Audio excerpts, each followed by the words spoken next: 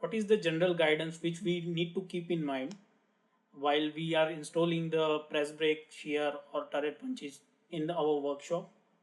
Yeah, you have to see that whenever you are keeping your machine, you want to install your machine, you have to see that nearby, you always keep it away from the shot blasting machine, Okay. sand blasting machine, then paint shop where somebody is painting and a lot of paint is coming and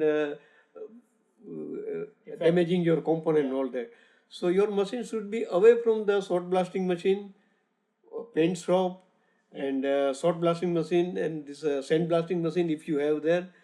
And also you should see that your flow of the component. See, if you are doing some process, Yeah. you are giving your component from this machine, it goes to next machine, it goes to the next machine. There is a particular flow. So then it goes to the flow, then it goes to assembly, and then it goes to the painting shop, and then finally it is good for the dispatch. So you have to see also that it is coming in the proper way of the setup of the production also. So that is important. Okay.